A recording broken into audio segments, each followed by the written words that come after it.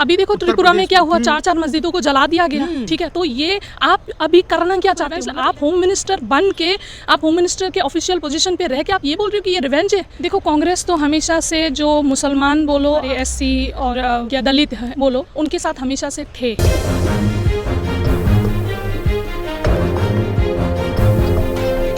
अभी देखो त्रिपुरा में क्या हुआ, 4 मस्जिदों को जला दिया गया। ठीक है, तो ये आप अभी करना क्या चाहते हो? मतलब इलेक्शन आ रहे हैं तो आप वहाँ पे त्रिपुरा के मस्जिद जल रहे हैं, उस पर आप बयान नहीं कर रहे हो। यहाँ पे गुड़गांव में मुसलमानों को नमाज पढ़ने से रोका जा रहा है, उस पर आप कुछ नहीं बोल रहे। कह तो रहे हैं कि विश्व हिंदू परिषद की बदला ले रहे हैं बांग्लादेश का, त्रिपुरा में जो हुआ। कौन सा बदला? क्या बांग्लादेश में क्या हुआ? और क्या बांग्लादेश के प्राइम मिनिस्टर ने पता है क्या बोला हम उनको सेकुलर नेशन बनाएंगे, और फिर उन लोगों ने पूरा स्ट्रिक्ट कार्रवाई दिया। और आप क्या करते हो? आप अपने आप को कंपेयर कर रहे हो, आप रिवेंज लेने की बात कर रहे हो। और अगर कल को कोई और पार्टी आके आप पे रिवेंज, आपकी बातों पे रिवेंज लेने शुरू कर दिया, तो अगर ये क्या सिर्फ रिवेंज पार्टी रह गई है? आपको रिवेंज, आप होम मिनिस्टर बन के, आप होम मिनिस्टर के ऑफिशियल पोजीशन पे रह के आप ये बोल रहे हो कि ये रिवेंज है। आपने देखा वहाँ पे बांग्लादेश में वहाँ के प्राइम मिनिस्टर, वहाँ के होम मिनिस्टर क्या क्या बोल रहे, वहाँ के क्रिकेटर्स क्या बोल रहे? आपने उनका सुना? उनका बयान पहले सुनिए, फिर आप बोलिए कि रिवेंज लेना है कि क्या लेना है। उनसे सीख लीजिए होम मिनिस्टर जी। तो नहीं ये मान लिया जाए कि जाति धर्म के नाम पर बांटने की कोशिश कर रही है बीजेपी? इनके पास और है क्या? इन्होंने जब 2014 में इनका पास तो बहुत कुछ है मैम। 370 था, राम मंदिर का मुद्दा था। 370 हटा के उन्होंने क्या किया? 370 हटा के जम्मू कश्मीर का आज, अगर आप किसी को जेल में बंद करके, या आप उसके मतलब आप उसको साइलेंट करवा के, आप अगर ज़बरदस्ती साइलेंट करवा के आप अगर बोलते हो, आर्मी और पुलिस देके अगर आप बोलते हो कि वो लोग बहुत खुश है, तो फिर गलत कर रहे हो आप। तो फिर क्या कहना है इसको? 370 आपने हटाया क्या था? आपका मेन एम्बिशन क्या था? 370 हटाने का मेन एम्बिशन था जम्मू कश्मीर का डेवलपमेंट, वहाँ पे पीस, वहाँ पे JNK में जो टेररिज्म हो रहा है उसको आपका ख़त्म करना था, और उसके बाद मिलिटेंसी को कम करना था, लोगों को एजुकेशन देना था, वहाँ के जो लोग हैं वहाँ पे शांति लानी थी। लेकिन क्या आप इस पर सक्सेसफुल हुए? नहीं हुए। आज तक JNK में 370 के बाद से अभी तक कोई स्टेट गवर्नमेंट नहीं है, तो ये आपकी फेलियर है।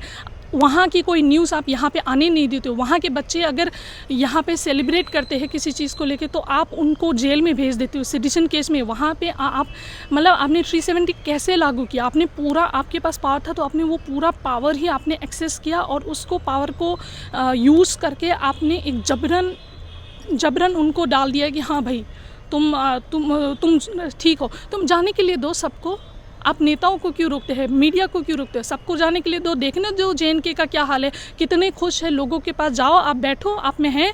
आपके मोदी जी तो तब से नहीं गए हैं, वो तो प्राइम मिनिस्टर है। अब मैं त्रिपुरा में राहुल गांधी ट्वीट करते हैं, तो जो मनुवादी सोच के लोग हैं वो कहते हैं कि मुसलमानों के लिए अब खुलकर राहुल गांधी सामने आ गए। देखो कांग्रेस तो हमेशा से जो मुसलमान बोलो आप, या मतलब हमारे SC और या दलित है बोलो, उनके साथ हमेशा से थे। अगर आज हम स्टैंड हैं, जो बीजेपी का जो एक रहा है, उनका पॉलिटिक्स जो रहा है, अगर बीजेपी ने 70 साल से अभी तक किया होता राज, तो पता नहीं मुसलमान तो ख़त्म हो गए होते, या तो बांग्लादेश या पाकिस्तान की तरफ रुक गए होते, या फिर यहाँ पे मर के ख़त्म हो गए होते, अपने आप ही मर गए होते। लेकिन थैंक गॉड कि 70 सालों तक कांग्रेस ने सियासत की। उससे क्या हुआ? हम लोग अभी ज़िंदा हैं, हम में अभी ताकत है लड़ने की मुसलमानों पर। और अगर राहुल गांधी मुसलमानों पर बात बोल रहे, आप इंडिया में ही रहते हो ना, मतलब इंडिया एक सेकुलर कंट्री है। राहुल गांधी मुस्लिम्स पे नहीं बोल रहे, राहुल गांधी इंडियन सिटीजन्स के लिए खड़ा हो रहे हैं। तो आप ये मत देखिए कि राहुल गांधी मुस्लिम्स के लिए, वो एक अकेला व्यक्ति इस समय है जो पूरी इंडिया में कहाँ पे क्या हो रहा है भाग भाग के जा रहा है, और भाग भाग के उनकी आवाज़ें उठा रहे हैं। बाकी आप नरेंद्र मोदी जी, आप क्या कर रहे हैं? आपको 7-8 साल हो जाएंगे, अभी तक आपने कोई प्रेस कॉन्फ्रेंस नहीं दिया, आप कुछ नहीं कर रहे हो। आपने सब कुछ योगी जी पे डाल दिया और होम मिनिस्टर साहब पे डाल दिया। कितना फैलाना है फैलाओ, लेकिन आप कुछ नहीं कर रहे। आप हमारे चैनल के माध्यम से अमित शाह को क्या कहेंगे नमाज वाले बयान पर? अमित शाह जी को मैं यही बोलूँगी कि प्लीज़ अमित शाह जी, आप अपने जो आपका ऑफिस है, मतलब ऑफिशियल आपका वो है स्टैंड है, उसको आप बदले और आप खुद सोचिए कि आप एक होम मिनिस्टर है, आप जो भी बोलते हैं ना वो पूरा वर्ल्ड सुनता है, पूरी इंडिया सुनता है। तो प्लीज़ ऐसे बयान ना करें कि आने वाले टाइम पे इंडिया शर्मिंदा हो कि इंडिया में ऐसे भी होम मिनिस्टर्स रहे हैं।